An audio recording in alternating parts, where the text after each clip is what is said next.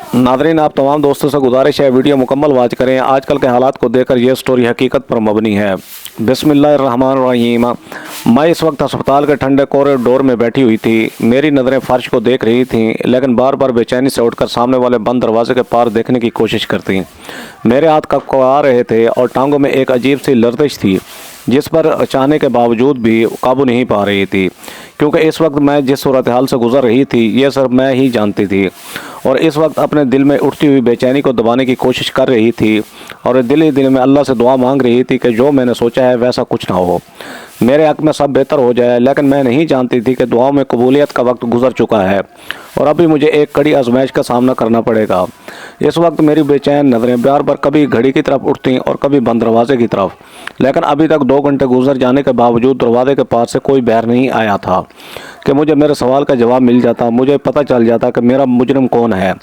मैं इस वक्त भी दरवाजे की तरफ ही देख रही थी जब अचानक दरवाज़ा खुला और अंदर से एक डॉक्टर अपने मखसूस यूनिफॉर्म में बाहर आया। मैं फ़ौरन उसकी तरफ लपकी और तेज़ से पूछा, डॉक्टर साहब क्या रिपोर्ट है, कुछ पता चला? मैंने बेचैनी से डॉक्टर से पूछा तो उसने रिपोर्ट मेरे हाथ पे रख दी। मैंने समझी से डॉक्टर की तरफ देखते हुए रिपोर्ट पढ़ने लगी, जिसे पढ़कर मेरे पैरों तले से ज़मीन निकल गई। मैं सोच भी नहीं सकती थी कि ऐसा कुछ हो सकता है।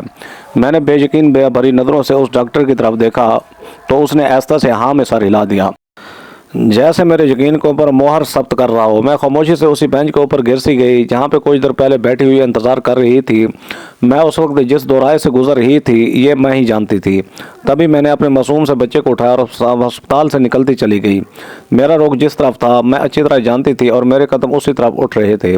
मैंने आज सोच लिया था कि या तो आर होगा या पार। आज मुझे अपने आप को पकीज़ा और पाक बात साबित करने का मौका मिल रहा है, तो आखिर मैं ये मौका क्यों गंवाती। इसलिए मैं सीधी उसी तरफ चली आई जहाँ पर कभी मैं रहा करती थी, जो कभी मेरा घर हुआ करता था। मेरा नाम यसरा है और मेरी उम्र 21 बरस है। मैं मासूम और कम उम्र लड़की थी। अपने भाई और भाभी के साथ एक छोटे से घर में रहती थी।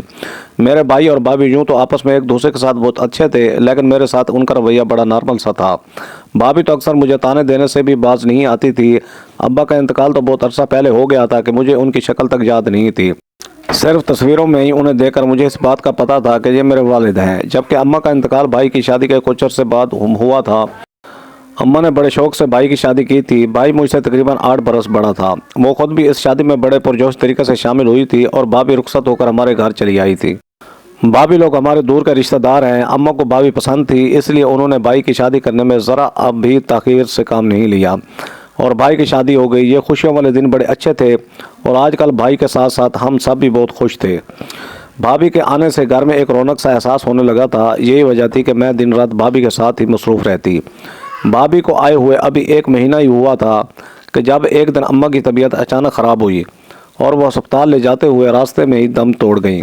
अम्मा का यूँ अचानक चले जाना हमारे लिए एक बहुत बड़ा सदमा था कि हम कितने ही दिन इस हकीकत को कबूल ही नहीं कर पाए।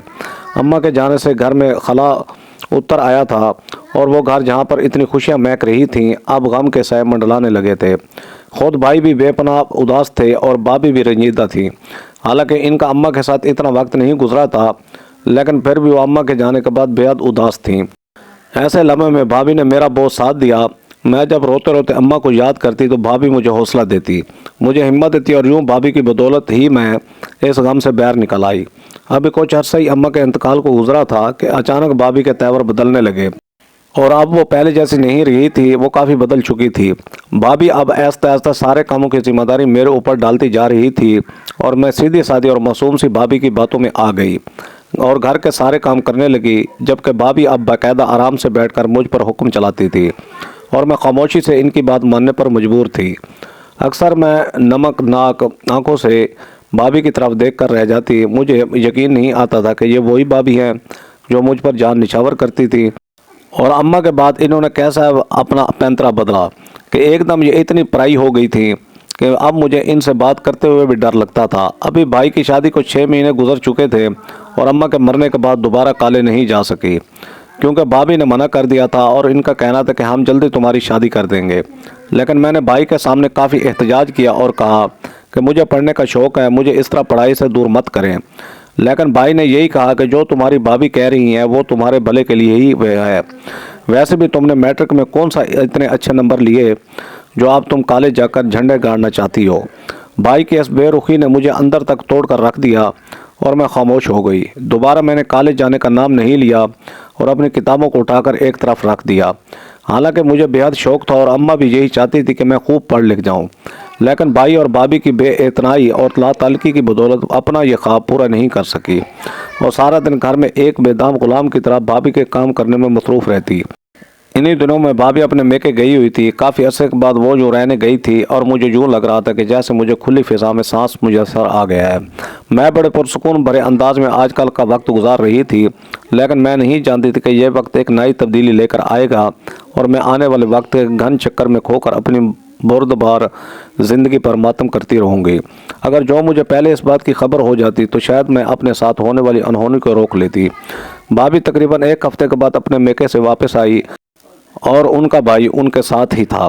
यहाँ मैं ये बताती चलूँ कि भाभी 5 बहनें और एक ही भाई था और भाई सब बहनों से छोटा था और इसकी उम्र तकरीबन 17 बरस थी, लेकिन वो ज़हनी तौर पर कुछ ठीक नहीं था। दिमागी तौर पर वो एक बच्चा था और सारे घर वाले वो उसे एक बच्चा समझकर ही ट्रीट करते रहते थे। यही वजह थी कि वो घर भरकर लाडला था और भाभी की अम्मी अक्सर इसके नाद नखरे उठाती, लेकिन साथ ही साथ वो अपने आंखों में आंसू छुपा नहीं पाती थी क्योंकि उनका एक ही बेटा था और वो भी ऐसा पागल और मजनू। और जब भाभी मेके से वापस आई तो उनका भाई रोने लगा और कहने लगा कि आपा, मुझे आपके साथ जाना है, आप मुझे बहुत याद आती हो। हालांकि भाभी ने इसे काफ़ी मना किया, लेकिन वो बात नहीं आया। भाभी भी जानती थी कि ऐसे शख्स की जिम्मेदारी उठाना बहुत मुश्किल काम है, लेकिन फिर भी वो अपने भाई की मोहब्बत में उसे अपने साथ ले आई और मैं उसे यूँ अचानक देखकर हैरान रह गई। तभी भाभी ने मुझे खाने का कहा तो मैं वर्ज खाने में चली आई अपनी झोंक में। मैं खाना गर्म कर रही थी कि मुझे पीछे से भाभी के भाई की असद की आवाज़ सुनाई दी। कहने लगा मुझे पानी चाहिए। मैंने फ़ौरन आगे बढ़कर फ्रिज से उसे पानी का गिलास निकाल कर दिया तो वो पानी हाथ में पकड़े वहीं खड़ा रहा। उसकी मौजूदगी से मुझे उलझन होने लगी थी। हालांकि ज़हनी तौर पर वो एक बच्चा था, लेकिन देखने में वो एक जवान मर्द था और इसका यूँ किचन में मौजूद होना मुझे पसंद नहीं आ रहा था। तभी मैंने हिम्मत करते हुए उसे कहा, आप बाहर मेज़ पर चले, मैं खाना लेकर आती हूँ। जबकि वो कहने लगा, नहीं मैं यहाँ पर ठीक हूँ, तुम काम करते हो, अच्छी लग रही हो। उसने बचकाना से अंदाज में कहा था, लेकिन न जाने क्यों मुझे नागवार लगा। तभी मैं सिर्फ उसे घूर कर रह गई। मैं इसे कोई सख्त नहीं कहना चाहती थी क्योंकि फिर इसी तरह मेरी पोजीशन अकॉर्ड हो सकती थी, इसलिए खामोश हो गई और अपना काम मुकम्मल करने लगी। जबकि वो तब तक वहीं पर खड़ा रहा और वहाँ से हिला तक नहीं। भाभी के भाई की घर में मौजूदगी मुझे अजीब सी उलझन में मुब्तला कर रही थी और मुझे ऐसा लग रहा था कि जैसे मैं किसी नए अजाब से दो चार हो गई हूँ, क्योंकि जहाँ जहाँ मैं जाती वो मेरे पीछे पीछे आता। उसका यही कहना था कि तुम मुझे अच्छी लगती हो, तुम बहुत अच्छी हो, मेरे सारे काम करती हो, खाना बना कर देती हो, मुझे चाय बना कर देती हो। जबकि यह तो मेरे मामूल के काम थे, लेकिन उसका यहाँ पर यूँ आकर रहना मुझे पसंद नहीं आ रहा था। तभी कुछ दिन उसे बर्दाश्त करते हुए एक दिन भाई जब दफ्तर से आए तो मैं उनके सर पर जा पहुँची। भाई ने मुझे यूँ देखा तो कहने लगे, क्या बात है छोटी, क्या कुछ कहना है क्या? भाई ने मसरूफियात भरे अंदाज में पूछा तो मैं उंगलियां झटकाने लगी। समझ नहीं आ रही थी कि इस मौजू पर भाई से कैसे बात करूं। वो तो शुक्र है कि भाभी उस वक्त नहाने गई हुई थी, अगर वो सामने होती तो मैं कुछ भी न कह पाती। तभी वक्त की किल्लत के बहस मैंने जल्दी जल्दी भाई से कहा, भाई भाभी का भाई असद जब से इस घर में आया मुझे बहुत अजीब लग रहा है, जैसे अपने ही घर में कैद होकर रह गई हूँ। आप प्लीज़ इसे किसी तरीके से वापस भिजवा दें, मुझसे इस तरह यहाँ पर रहा नहीं जा रहा। मैंने मिन्नत भरे अंदाज में भाई से कहा तो कुछ सोचती हुई निगाहों से मेरी तरफ देखकर कहने लगे, क्या उसने कोई बदतमीज़ी की है? भाई ने पूछा तो मैंने फ़ौरन ना में सर हिला दिया और कहा, नहीं ऐसा कुछ नहीं है, लेकिन न जाने क्या बात है, वो मेरे आगे पीछे फिरता रहता है, हर वक्त मेरी तारीफ़ करता रहता है और मुझे बहुत अजीब लगता है। मैं नहीं चाहती कि वो इस घर में रहे। मैंने भाई से कहा तो भाई कुछ सोच कर कहने लगे, ठीक है मैं देख लेता हूँ, तुम परेशान मत हो। भाई ने यह कहकर मेरा मान बढ़ा दिया और मैंने ममनूनियत भरे अंदाज में उन्हें देखा और कमरे से बाहर निकल आई। लेकिन मैं नहीं जानती थी कि मेरी ये बातें भाभी ने भी सुन ली हैं और इनके दिल में नफ़रत का एक लावा उबल पड़ा है।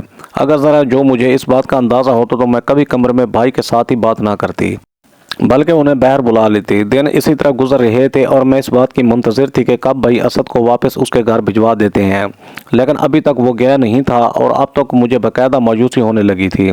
असद को उस घर में आए हुए 2 महीने से ज़्यादा का अरसा गुजर चुका था اور وہ جانے کا نام بھی نہیں لے رہا تھا۔ میں نے اپنے طور پر بھائی سے بات کر لی تھی، نہ جانے بھائی نے کوشش کی یا نہیں کی، یا پھر مجھے ٹال دیا تھا، میں یہ نہیں جانتی تھی، لیکن اسد ابھی تک یہیں پر تھا۔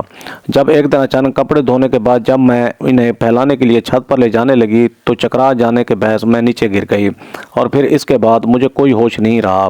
جب مجھے ہوش آیا تو میں ہسپتال کے کمرے میں موجود تھی اور بھائی بھابھی میرے قریب موجود تھے۔ ان کے چہروں پر بڑے ناقابل فہم کے تاثرات تھے اور وہ دونوں باقاعدہ غصے سے میری طرف دیکھ رہے تھے۔ میں بے حد پریشان ہوئی اور اپنے دکھتے ہوئے سر کو تھام کر بھابھی سے کہا، بھابھی مجھے کیا ہوا ہے؟ ہم ہسپتال کیوں ہیں؟ میں نے کمزوری بھرے لہجے میں بھابھی سے کہا تو وہ نفرت سے کہنے لگی، مبارک ہو تمہیں، تم ماں بننے والی ہو۔ بھابھی کی یہ بات سن کر میں نے ناسمجھی سے انہیں دیکھا اور ایک دم غصے سے بولی، بھابھی یہ آپ کیا کہہ رہی ہیں؟ کیا آپ اپنے حواسوں میں تو ہیں؟ میرے اس طرح چلا کر کہنے پر وہ ایک دم غصے میں آئی اور کہنے لگی، ہاں میں بالکل اپنے حواسوں میں ہوں، لیکن تم نہ تو اپنے حواسوں میں ہو اور نہ ہی اپنے آپ میں۔ نہ جانے کب سے یہ سلسلہ چل رہا ہے، ہم تو انجان ہی بنے رہے۔ بھابھی نے یہ کہا تو میں نے ناسمجھی سے بھابھی کی طرف دیکھ کر کہا، بھائی یہ بھابھی کیا کہہ رہی ہیں؟ آخر سچ کیا ہے؟ جبکہ بھائی بھی میرے نفرت سے بولے، تمہاری بھابھی بالکل ٹھیک کہہ رہی ہے، یہی سچ ہے، تم ماں بننے والی ہو۔ اب مجھے سچ سچ بتاؤ، یہ کس کا گناہ ہے؟ بھائی نے غصے سے مجھ سے پوچھا تو میں بے یقینی بھری نگاہوں سے انہیں دیکھ کر رہ گئی۔ تبھی ہمت کرتے ہوئے ان سے بولی، بھائی ایسا کچھ نہیں ہے، یقیناً ڈاکٹر کو کوئی غلط فہمی ہوئی ہے، میری تو ابھی شادی میں نہیں ہوئی، تو پھر یہ بچہ کیسے ہو سکتا ہے؟ آخر یہ کس کا ہو سکتا ہے؟ ایسا کچھ بھی نہیں، آپ غلط سمجھ رہے ہیں، میں نے کچھ نہیں کیا، میں نے کوئی گناہ نہیں کیا۔ میں نے روتے ہوئے اپنی صفائی پیش کرنے کی کوشش کی، جبکہ بھائی کہنے لگے، ڈاکٹرز کی رپورٹ غلط نہیں ہو سکتی، اور ڈاکٹر نے ایک نہیں 2-3 ٹیسٹ اور بھی کیے ہیں جس کے ساتھ یہی ثابت ہوتا ہے کہ تم ماں بننے والی ہو، لیکن میں یہ نہیں جان پا رہا کہ آخر تم نے کس کے ساتھ میری عزت کا سودا کیا اور کیوں کیا؟ بھائی نے بڑے ٹوٹے ہوئے انداز میں میری طرف دیکھ کر کہا تو میں اندر سے کٹ کر رہ گئی۔ تبھی ان سے بولی، خدا کی قسم بھائی ایسا کچھ بھی نہیں ہے، میں نے ایک تو آج تک کسی مرد سے کبھی بات تک نہیں کی، اور آپ اتنی بڑی بات سوچ رہے ہیں، میں یہ نہیں جانتی یہ سب کیا ہے، کیوں ہے؟ یقیناً ڈاکٹروں کو کوئی غلط فہمی ہوئی ہے، آپ دوبارہ میری ٹیسٹ کروا لیں۔ میں نے بھائی سے کہا تو بھائی نفرت سے میری طرف دیکھ کر کہنے لگے، میں نے کہا نہ صرف ایک ٹیسٹ نہیں ہوا ساتھ، اس کے علاوہ بھی کافی ٹیسٹ ہوئے ہیں جو اس بات کا اشارہ کر رہے ہیں، لیکن میں خود شرمندہ ہوں کہ اپنی بہن کو پہچان نہیں سکا، مجھے افسوس ہے کہ تم میری بہن ہو۔ بھائی نے نفرت سے مجھے دیکھتے ہوئے باہر کا رخ کیا، جبکہ بھابھی بھی نفرت سے گھورتے ہوئے بھائی کے پیچھے چلی گئی اور میں بے اختیار ایک شاک کے عالم میں وہیں بیٹھ کر رہ گئی۔ مجھے یقین نہیں آ رہا تھا کہ یہ سب کیا ہو رہا ہے، آخر اتنی بڑی بات کیسے ممکن ہو سکتی ہے، یہ سب کیسے ہو سکتا ہے؟ میں اندر ہی اندر پریشانی سے سوچ رہی تھی، تبھی ہمت کرتے ہوئے بیٹھ ڈاکٹر کے کمرے میں چلی آئی۔ ڈاکٹر کے پاس ابھی مریضوں کا رش تھا۔ میں کچھ دیر باہر بیٹھ کر انتظار کرنے لگی اور تبھی اپنی باری آنے پر اندر گئی اور ڈاکٹر سے پوچھنے لگی، ڈاکٹر صاحب میری تو ابھی شادی بھی نہیں ہوئی، تو پھر میں حاملہ کیسے ہو سکتی ہوں؟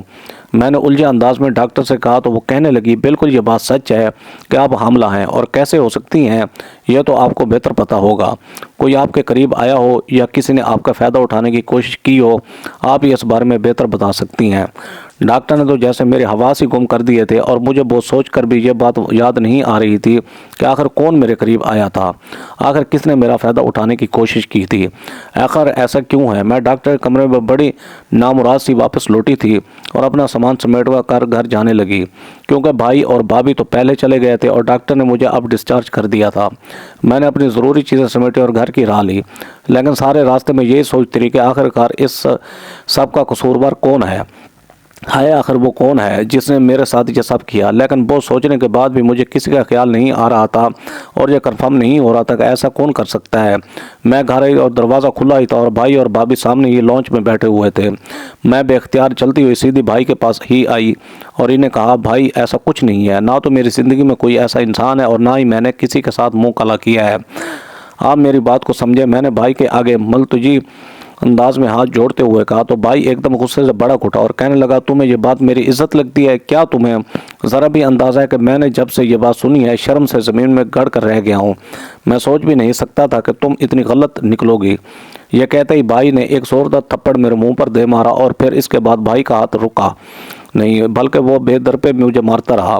اس نے مجھے ٹانگیں ماری، تھپڑ مارے اور مسلسل مارتا رہا، لیکن میں نے بھائی کو نہیں روکا اور بھائی سے روتے ہوئے صرف ایک ہی بات کہہ رہی تھی، میرا کوئی قصور نہیں ہے، میں بے گناہ ہوں، میرا کوئی قصور نہیں۔ لیکن بھائی نے میری کوئی بات نہیں سنی بلکہ وہی کیا جو اسے بہتر لگا، اور بھائی نے صرف مارنے پر اکتفا نہیں کیا بلکہ مارنے کے بعد میرا ہاتھ پکڑ مجھے گلی میں نکال دیا اور کہنے لگا آج کے بعد اس گھر کا کبھی رخ مت کرنا، تم میرے لیے مر گئی ہو اور میں تمہارے لیے مر گیا۔ یہ کہہ کر بھائی نے گھر کا دروازہ میرے منہ پر بند کر دیا اور میں ایک دم دروازے پر ہاتھ رکھ کر رونے لگی اور دونوں ہاتھوں سے دروازہ پیٹنے لگی۔ نہیں بھائی نہیں، ایسا مت کرو، میرے ساتھ یہ ظلم مت کرو، میری بات کا یقین کرو۔ لیکن بھائی کو مجھ پر رحم نہیں آیا اور اس نے دروازہ نہیں کھولا، بلکہ اب تو بھائی ایسے ہو گیا جیسے وہاں پر موجود ہی نہیں ہو۔ میں کافی دیر تک دروازے کو پیٹتی رہی اور اپنے بھائی کو پکارتی رہی، لیکن جب وہ نہیں آیا تو میں سمجھ گئی کہ اب اس گھر کے دروازے مجھ پر بند ہو چکے ہیں۔ میرے بھائی نے مجھے صفائی کا موقع بھی نہیں دیا، حالانکہ اسے مجھ پر یقین کرنا چاہیے تھا۔ مجھ سے ایک بار پوچھتا تو صحیح، لیکن اس نے مجھ سے کچھ بھی نہیں پوچھا اور مجھے گناہگار مان لیا۔ یہ بات مجھے اپنے آپ میں شرمندہ کر رہی تھی اور میں اس وقت یہی سوچ رو رہی تھی کہ آخر یہ سب کا قصوروار کون ہے۔ میں اب اس گلی میں سے نکل آئی تھی کیونکہ میرے رونے پیٹنے کی آوازیں سن کر ارد گرد کی کھڑکیوں سے لوگ جھانک رہے تھے اور میں نہیں چاہتی تھی کہ میرے بھائی کا سر میری وجہ سے مزید جھکے، اسی لیے چپ چاپ اس گلی کو چھوڑ دیا اور بیک سڑک پر آ گئی۔ انجانے راستے اور انجانی منزل کی طرف میں بڑھتی چلی جا رہی تھی۔ مجھے کچھ خبر نہیں تھی کہ مجھے کہاں جانا اور کہاں نہیں، لیکن اس وقت آنسو کی چادر نے آگے کا منظر دھندلا دیا تھا۔ تبھی میں ایک ٹھوکر کھا کر نیچے گرنے ہی والی تھی کہ اچانک کسی نے بڑے مہربان انداز میں مجھے تھام لیا۔ ارے بیٹی دھیان سے چلو، کیا ہوا ہے تمہیں؟ کسی عورت کی آواز نے مجھے خیالوں کی دنیا سے حقیقت کی دنیا میں لاٹ پٹکا۔ میں نے بے اختیار اس کی طرف دیکھا۔ میرے آنسو بھرے چہرے کو دیکھ کر وہ کہنے لگی، ارے تم رو رہی ہو، لگتا ہے تمہاری طبیعت ٹھیک نہیں ہے، ایسا کرو ادھر آ کر بیٹھ جاؤ۔ اس عورت نے میرا ہاتھ تھاما اور قریب ہی پڑے ہوئے ایک بینچ پر مجھے بٹھا دیا۔ میں بے اختیار اور رونے لگی، سمجھ نہیں آ رہی تھی کہ کیا کروں۔ تبھی اس عورت نے کہیں سے پانی کا گلاس لا کر مجھے دیا، جسے میں نے ایک ہی سانس میں خالی کر دیا، اور پھر وہ میرے قریب ہی بیٹھ گئی اور کہنے لگی، بیٹی اگر تم مناسب سمجھو تو بتاؤ کیا مسئلہ ہے، شاید میں تمہاری کوئی مدد کر سکوں۔ اس عورت کے مہربان انداز میں کچھ ایسی بات ضرور تھی جس نے مجھے اس کا گرویدہ کر لیا، اور تب ہی میں نے بے اختیار اسے اپنے بارے میں سب کچھ بتا دیا۔ جیسے سن کر وہ تعصب سے سر ہلانے لگی اور کہنے لگی، تمہارے ساتھ تو واقعی بہت زیادتی ہوئی ہے، نہ جانے کون ہے جس نے تمہاری معصومیت کا فائدہ اٹھایا اور تمہیں اس بات کی خبر بھی نہیں ہے، لیکن تمہارے بھائی پر افسوس ہے، اسے تمہیں ایک موقع تو دینا چاہیے تھا۔ خیر تم فکر مت کرو، اگر مناسب سمجھو تو تم میرے ساتھ عیدی سینٹر چلو، میں بھی وہیں پر رہتی ہوں۔ آج بازار آئی تھی، کچھ چیزیں لینی تھیں، اس لیے وہ چیزیں لے کر اب واپس جا رہی تھی کہ راستے میں تم سے ملاقات ہو گئی۔ شاید قدرت کو یہی منظور تھا، اس عورت نے نرم سے انداز میں کہا۔ تم میں سر ہلاتے ہوئے اس کے ساتھ ہی اٹھ کھڑی ہوئی، کیونکہ میرے پاس اس کے علاوہ اور کوئی چارہ نہیں تھا اور نہ ہی کوئی ٹھکانہ تھا۔ عیدی سینٹر میں آنے کے بعد میری زندگی بڑی بدل سی گئی۔ میں ہر وقت اپنے بستر پر بیٹھی روتی رہتی۔ ارد گرد موجود عورتیں میری ہی طرح حالات کی ستائی ہوئی تھیں، کسی کو اس کے شوہر نے مار کر گھر سے نکال دیا تھا تو کسی کا سسرال بڑے ظالم نکلے تھے، کسی کا بہن بھائی اس کی جائیداد پر قابض ہو گیا تھا اور کوئی اپنی جوان اولاد کے ہاتھوں ذلت اٹھا کر یہاں تک پہنچی ہوئی تھی۔ الغرض جتنے چہرے تھے اتنی کہانیاں تھیں اور ہر کہانی کے پیچھے ایک نصیحت تھی۔ میں ان لوگوں کی کہانیاں جب سنتی تو اپنا دکھ چھوٹا لگنے لگتا، لیکن مجھے اپنے ساتھ گزرے ہوئے اس حادثے پر اتنا افسوس نہیں تھا جتنا اپنے بھائی کی بے اعتنائی کا دکھ تھا۔ تبھی میں دن رات اپنے بھائی کو یاد کر کے روتی تھی رہتی، اور وہاں کی عورتیں مجھے تسلی دیتی، ہمت دیتی اور میرا حوصلہ بڑھاتی۔ دن پر دن گزرتے جا رہے تھے اور آہستہ آہستہ کر کے میں نے اب ماضی کو بھلانے کی کوشش کر رہی تھی۔ جیسے جیسے میرے بچے کی پیدائش کے دن قریب آ رہے تھے ویسے ویسے میری ہمت جواب دیتی جا رہی تھی اور میں اللہ سے مدد مانگتی تھی، اللہ سے بار بار دعا کرتی کہ وہ میری ہمت اور حوصلہ بڑھائی رکھے، کیونکہ اگر میں نے پہلے ہی ہمت ہار دی تو اپنے ساتھ گزرے ہوئے اس ظلم کی سچائی کیسے جان سکوں گی۔ یہی وجہ تھی کہ میں بڑے مطمئن انداز میں یہ دن گزارنے لگی، اور پھر وہ دن بھی آ گیا جب میں نے پل صراط کی اذیت سے گزر کر ایک صحت مند بچے کو جنم دیا۔ مجھے اس بچے کو دیکھ کر فطری طور پر ایک محبت تو محسوس ہوئی تھی، لیکن مجھے اس سے کوئی انسیت نہیں محسوس ہو رہی تھی۔ وہ مجھے اپنا بچہ لگ ہی نہیں رہا تھا، نہ جانے کیوں اسے دیکھ کر مجھے بے انتہا رونا آ رہا تھا اور میں بے اختیار آنسو بہانے لگی۔ نہ تو میں یہ جانتی تھی کہ اس بچے کا باپ کون اور نہ ہی اس بچے کو خبر تھی کہ اس کے دنیا میں آنے پر میرے ساتھ کیا کچھ ہو چکا تھا۔ وہاں کی عورتیں ہی میرے بچے کو سنبھالنے میں لگی رہتی تھیں، وہ خود ہی اس کا خیال کر رہی تھیں کیونکہ وہ جانتی تھی کہ میں کس طرح کی اذیت سے گزر رہی ہوں۔ ابھی میرا بیٹا کچھ دنوں کا ہی تھا جب ایک دن میں اسے لے کر عیدی سینٹر سے نکلی اور سیدھی ایک ہسپتال میں چلی گئی۔ وہاں جا کر جب میں نے اپنا مدعا بیان کیا تو ڈاکٹر حیرت سے میرا چہرہ دیکھنے لگی اور کہنے لگی آپ اس کا ڈی این اے ٹیسٹ کیوں کروانا چاہتی ہیں، کیا وجہ ہے؟ جبکہ میں نے ڈاکٹر سے کہا ڈاکٹر آپ نے شاید مجھے پہچانا نہیں، چند مہینے پہلے میں یہاں پر داخل ہوئی تھی اور تب میں نے آپ سے کہا تھا کہ میں نے تو آج تک کسی مرد کو چھوا تک نہیں، تو پھر میرے ساتھ یہ سب کیسے ہوا؟ میں وہی لڑکی ہوں، میں اب یہ سچائی جاننا چاہتی ہوں کہ آخر میرے ساتھ یہ ظلم کرنے کس نے کیا اور کیوں کیا، کیونکہ میں اپنے ساتھ ظلم کرنے والے کو معاف نہیں کروں گی۔ میں نے ڈاکٹر سے کہا تو ڈاکٹر نے سمجھتے ہوئے سر ہلا دیا اور کہنے لگی ٹھیک ہے، آپ کے کہنے پر ہم ڈی این اے ٹیسٹ کر دیتے ہیں، باقی جو آپ کی قسمت۔ ڈاکٹر کے رویے نے مجھے تھوڑا حوصلہ دیا اور میں اپنے بچے کا ڈی این اے ٹیسٹ کروانے میں کامیاب ہو گئی۔ اب مجھے بے چینی سے ٹیسٹ کی رپورٹ کا انتظار تھا، کیونکہ آج سچائی میرے سامنے آ جانی تھی، لیکن میں یہ نہیں جانتی تھی کہ سچائی جب میرے سامنے آئے گی تو پھر میں کیا کروں گی، میں کس کا دروازہ کھٹکھٹاؤں گی، کسے جا کر اپنی صفائی پیش کروں گی، کسے کہوں گی بھائی اور بھابھی نے اس دن کے بعد سے تو مجھے پوچھا تک بھی نہیں، انہیں تو یہ تک نہیں پتا تھا کہ میں کہاں رہ رہی ہوں۔ اور اب جب ساری سچائی سامنے آ جائے گی تو ثبوت میرے ہاتھ میں ہوگا، تو پھر میں کیا کروں گی؟ کیا بھائی میری بات کا یقین کر لیں گے؟ کیا سب کچھ پہلے کی طرح ہو جائے گا؟ میں نے بڑی اداسی سے سوچا تھا اور بے چینی سے رپورٹ آنے کی منتظر تھی، جبکہ رپورٹ آنے میں ہی کافی وقت لگ گیا اور میں نے ایک ایک لمحہ اذیت میں گزارا۔ تبھی ڈاکٹر نے جب رپورٹ لا کر مجھے تھمائی تو میں نے دھڑکتے ہوئے دل سے تھام کر اسے کھولا اور جب پڑھا تو پھر میرے پیروں تلے سے زمین نکل گئی۔ میں سوچ بھی نہیں سکتی تھی کہ ایسا بھی ہو سکتا ہے، ایک لمحے کے لیے بھی میرا دھیان اس طرف نہیں گیا، لیکن آج میں سرخرو ہو چکی تھی اور خود کو پاک باز ثابت کرنے میں کامیاب ہو چکی تھی۔ لیکن میں ابھی بھی نہیں جانتی تھی کہ آخر وہ شخص میرے ساتھ یہ ظلم کیسے کر سکتا ہے، آخر وہ کیسے اس قابل ہو سکتا ہے۔ لیکن اب اس کا جواب تو مجھے بھائی کے گھر جا کر ہی ملے گا، اس لیے میں نے ایک ہاتھ میں رپورٹ اٹھائی اور دوسرے ہاتھ میں اپنے بچے کو اور بھائی کے گھر چلی آئی۔ بھائی نے اتنے عرصے کے بعد جب مجھے سامنے دیکھا تو ایک دم حیران رہ گئے، لیکن جب ان کی نظریں میرے بچے پر پڑی تو ان کی آنکھوں میں ایک سرد سا تاثر اتر آیا جس نے میری روح کو چٹخا کر رکھ دیا۔ تبھی میں آگے بڑھی اور بڑے مضبوط لہجے میں بھائی کو مخاطب کر کے کہنے لگی بھائی مجھے آج اپنی صفائی پیش کرنی ہے، آپ کو بتانا ہے کہ آپ کی بہن گناہگار نہیں ہے اور نہ ہی اس کا نفس اتنا بے لگام ہے کہ وہ اس پر قابو نہ رکھ پائے۔ میں نے یہ کہتے ہوئے وہ فائل بھائی کو تھما دی جسے بھائی نے ناسمجھی سے پکڑا اور پڑھنے لگے۔ تبھی جیسے جیسے وہ فائل پڑھتے جا رہے تھے ویسے ویسے ان کے چہرے کے تاثرات بھی بدلتے جا رہے تھے، جبکہ بھابھی بھی وہاں قریب ہی کھڑی تھیں۔ ایک دم آگے بڑھی اور بھائی کے ساتھ مل کر اس فائل کو دیکھنے لگی۔ شاید انہیں اس بات کا یقین نہیں آ رہا تھا کہ میں اپنے حق میں ثبوت لے کر آئی ہوں، لیکن بھابھی کا رنگ بھی متغیر ہوتا جا رہا تھا اور وہ فائل پڑھ لینے کے بعد ایک دم سے چلا اٹھی اور کہنے لگی جھوٹ ہے، یہ سب بکواس ہے، یہ اس لڑکی کا کوئی نیا ڈھکوسلا ہے، میں اچھی طرح جانتی ہوں کہ یہ میرے بھائی کو ہماری نظروں میں گرانے کے لیے سب کچھ کر رہی ہے۔ ارے آج اگر اتنے عرصے کے بعد اپنے حق میں ایک کاغذ کا ٹکڑا لے آئی ہے تو کیا ہم اس بات کا یقین کر لیں گے؟ بھابھی نے غصے اور جذبات میں آ کر جب یہ کہا تو بھائی ناسمجھی سے کبھی مجھے دیکھتے اور کبھی بھابھی کو، لیکن میں نے ایک دم سے اپنے بچے کے سر پر ہاتھ رکھ کر بھائی سے کہا بھائی میں سچ کہہ رہی ہوں، میں خود بھی نہیں پتا تھا کہ ایسا کچھ ہو سکتا ہے۔ میں نے جب یہ رپورٹس کروائی تو اپنے اصل مجرم کو سامنے لانے کے لیے کروائی تھی، اور اب جب مجرم سامنے آ گیا تو آپ میری بات کا یقین کیوں نہیں کر رہے؟ آپ نے تب کاغذ کے ٹکڑوں کا یقین کر لیا تھا جب انہوں نے مجھے مجرم ثابت کیا تھا، لیکن آج جب میں اسی کاغذ کے ایک ٹکڑے پر خود کو بے گناہ ثابت کر رہی ہوں تو آپ میری بات کا یقین نہیں کر رہے۔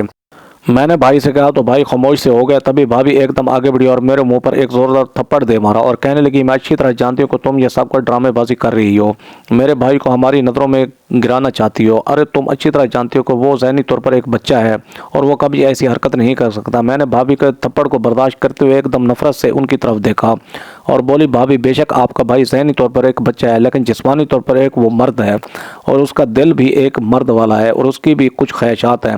آپ لوگوں نے اسے بچہ بچہ کہہ کر زیادہ ہی سر پر چڑھا رکھا ہے، حالانکہ اس میں کسی چیز کی کوئی کمی نہیں ہے۔ اور پھر میری مثال آپ کے سامنے ہے، یہ بچہ آپ کے بھائی کا ہی ہے، آپ جہاں سے چاہیں اپنی تسلی کے لیے جا کر ٹیسٹ کروا سکتی ہیں، جس سے چاہیں اس بات کی گواہی لے سکتی ہیں، لیکن مجھے آپ سے صرف یہ جاننا کہ آخر آپ کے بھائی نے میرے ساتھ یہ کیوں کیا کہ اس نے یہ سب کو کر کے میری زندگی برباد کی۔ میں نے بھابھی سے درشتی سے بات کرتے ہوئے کہا تو بھابھی ایک دم زور زور سے چلانے لگی، جبکہ بھائی آگے بڑھے اور کہنے لگا کہ تم چپ کر جاؤ، آج یہ میرا اور میری بہن کا معاملہ ہے اور میں اپنی بہن کے ساتھ خود بات کروں گا۔ تم ایسا کرو، اپنے بھائی کو فون کر کے یہاں بلوا لو اور آج اس بات کے سچ جھوٹ کا پتہ چل جائے گا۔ بھائی نے بھابھی کو حکم صادر کرتے ہوئے کہا تو بھابھی کہنے لگی کیوں اپنے بھائی کو یہاں پر کیوں بلواؤں؟ آپ کی بہن نے جس کے ساتھ مکالمہ کیا ہے اسے بلوائے اور اس قصے کو ختم کرے۔ بھابھی کے اس طرح کہنے پر میرا دل کٹ کے رہ گیا، جبکہ بھائی کہنے لگے اگر تم اسے یہاں نہیں بلواؤ گی تو پھر میں خود بلوا لیتا ہوں۔ یہ کہہ کر بھائی فون کی طرف بڑھے اور اپنے سسرال میں فون کر کے اسد کو بھیجنے کا کہا۔ بھابھی بے بسی سے بھائی کی طرف دیکھ کر رہ گئی۔ اب اسد کا انتظار تھا، جب تک وہ یہاں نہ آتا بات واضح نہ ہو سکتی تھی۔ تبھی کچھ دیر کے بعد اسد بھی چلا آیا اور نہ سمجھی سے اس صورتحال کو سمجھنے کی کوشش کرنے لگا۔ تبھی بھائی نے وہ فائل اس کے آگے رکھی اور اس بچے کو اس کے منہ سامنے کیا۔ اسد نے وہ فائل پڑھی اور اس کا رنگ متغیر سا ہو گیا، جبکہ اس بچے کو دیکھ کر اس کے چہرے پر بڑے نرم سے تاثرات ابھرے۔ بھائی کو یہ سمجھنے میں دیر نہیں لگی کہ اسد ہی اصل مجرم ہے اور اسی نے ہی یہ سب کیا ہے۔ تبھی بھائی اسے کہنے لگے میں تم سے یہ نہیں پوچھوں گا کہ تم نے یہ کیا ہے یا نہیں، کیونکہ میں جان گیا ہوں کہ تم ہی اصل قصوروار ہو، لیکن میں یہ ضرور جاننا چاہتا ہوں کہ آخر تم نے ایسا کیا کیوں، اور پھر تم اتنی خاموشی سے یہاں سے غائب ہو گئے کہ دوبارہ کبھی پلٹ کر تم نے نہ تو میری بہن کی خبر لی اور نہ اس کی صفائی پیش کرنے کی کوشش کی۔ بھائی نے اسد سے غصے سے پوچھا تو اسد کچھ بڑبڑانے لگا اور کہنے لگا نہیں ایسا کچھ بھی نہیں ہے، میں قصوروار نہیں ہوں اور نہ ہی مجھے پتہ ہے۔ اسد نے بچکانہ سے انداز میں کہا تو بھائی ایک دم غصے سے اس کی طرف بڑھے اور اسے 2-3 تھپڑ ایک ساتھ دے مارے، جسے بھابھی برداشت نہیں کر پائی اور ایک دم چلا اٹھی میرے بھائی کو مت مارے، آخر آپ اس کے ساتھ یہ ظلم کیوں کر رہے ہیں؟ جبکہ بھائی بھابھی کی طرف مڑے اور انگلی اٹھا کر انہیں چپ رہنے کی تنبیہ کی۔ تبھی بھابھی ایک دم خاموش ہو گئی اور بھائی اسد سے کہنے لگے اگر تم نے سچ نہیں بتایا کہ تو میں ابھی کھڑے کھڑے تمہاری بہن کو طلاق دے دوں گا اور پھر اپنی بہن کو یہاں سے لے کر چلے جانا۔ اگر تم نے میری بہن کی بربادی کی کا ایک لمحے کے لیے بھی نہیں سوچا تو میں بھی تمہاری بہن کے بارے میں اب نہیں سوچوں گا۔ بھائی نے نفرت سے اسد اور بھابھی کی طرف دیکھتے ہوئے کہا تو اسد ایک دم رو پڑا اور کہنے لگا نہیں آپ آپا کو طلاق مت دینا، میں سب کچھ سچ سچ بتاتا ہوں۔ اسد کا اتنا کہنا تھا کہ بھابھی کے چہرے پر عجیب سی ہار اور شکستگی کے تاثرات نظر آنے لگے اور تب یہ اسد کہنے لگا دراصل میں جب اس گھر میں آیا تھا تو ایک پلاننگ کے تحت ہی آیا تھا، مجھے آپا ہی لے کر آئی تھی اور آپ نے مجھے سمجھا دیا تھا کہ مجھے کسی طرح یترا کے آگے پیچھے پھرنا اور کسی طرح اسے اپنا گرویدہ کرنا ہے، لیکن یترا پہلے ہی میری طرف سے ٹھٹک چکی تھی اور وہ اپنے آپ میں ہی رہتی اور مجھ سے بات نہیں کرتی تھی، جبکہ میں اس سے بات کرنے کی کوشش کرتا لیکن وہ مجھے خاص پسند نہیں کرتی تھی۔ ایسا ایسا میری دلچسپی یترا کے اندر بڑھنے لگی اور میں اب اس کا اسیر ہوتا جا رہا تھا۔ مجھے یوں لگ رہا تھا کہ جیسے میں اسے محبت کرنے لگا ہوں، لیکن دوسری طرف سے آپا مجھ پر اس بات کا پریشر ڈال رہی تھی کہ مجھے کس طرح یسرا کو اپنی محبت کے جال میں پھنسا کر اس کے ساتھ کچھ غلط کرنا اور پھر اسے چھوڑ دینا ہے، لیکن میں آپا کی یہ بات نہیں مان رہا تھا۔ لیکن آہستہ آہستہ آپا کی باتوں نے اور یسرا کے حسن نے میرے دل پر اپنا وار چلا ہی دیا اور پھر ایک دن میں نے ایک ایسا منصوبہ بنایا جس میں کوئی جھول نہیں تھا۔ میں نے نیند کی گولیاں لی اور چپکے سے یترا کی چائے میں ڈال دیں، کیونکہ میں اتنے دنوں میں یہ بات تو جان گیا تھا کہ یترا رات کو چائے ضرور پیتی ہے اور پھر سو جاتی ہے۔ تبھی میں نے چائے کے کم میں نیند کی گولیاں ڈال دیں اور اسے چائے کو یترا نے پی لیا اور ذرا بھی گولیوں کا اندازہ نہیں ہوا۔ تبھی جب وہ سوئی تو وہ چپکے سے اس کے کمرے میں گیا اور پھر اپنی خواہش کو پورا کر لیا۔ یترا کو تو پتہ بھی نہیں چلا کہ اس کے ساتھ کیا کچھ ہو چکا ہے۔ میں خوش تھا کہ یترا کو پتہ نہیں چلا اور میں نے ایسا ایک بار نہیں کئی بار کیا جس کا یترا کو تو اندازہ ہی نہیں ہوا کہ اس کے ساتھ کیا کچھ ہو رہا ہے، لیکن میں تو سب کچھ جانتا تھا۔ تبھی ان دنوں میں گھر واپس چلا گیا اور پھر یترا کے ساتھ جو کچھ ہوا وہ آپ سب کے سامنے ہے۔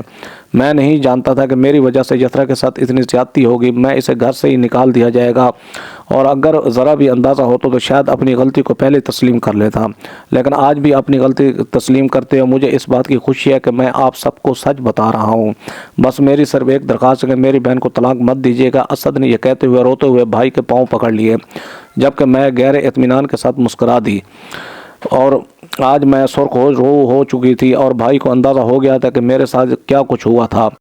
بھائی بھابھی کو ایک لمحے کے لیے بھی اس گھر میں رکھنے کو تیار نہیں تھے اور خود اب میں بھی یہ نہیں چاہتی تھی کہ بھائی کو ان دونوں بہن بھائیوں کو دھکے مار کر گھر سے نکال دیا تھا، بلکہ اسی انداز میں جس انداز میں کبھی مجھے نکالا تھا۔ میں قدرت کے انصاف پر بے حد خوش تھی اور مجھے اس بات کا اطمینان ہو گیا تھا کہ میری سچائی بھائی کے سامنے آ گیا اور انہوں نے بر وقت ساری حقیقت سمجھ لی اور اسے قبول بھی کر لیا۔ اگر میں سمجھداری سے کام نہ لیتی اور اپنے بچے کا DNA ٹیسٹ نہ کرواتی تو شاید آج میں وہیں عیدی سینٹر کے اس بستر کے اوپر بیٹھی ہوئی اپنی قسمت کو رو رہی ہوتی۔ غلط کام کرنے سے پہلے سوچ لینا چاہیے کہ اس کا نتیجہ کیا ہوگا۔ ویڈیو پسند ہے تو میرے چینل شوکت وائس کو سبسکرائب کر کے بیل آئیکن کو دبا کر آل پر کلک کر دیں تاکہ آپ کو ہر آنے والی نیو ویڈیو کا نوٹیفیکیشن سب سے پہلے ملے۔ Thanks for watching. اللہ حافظ۔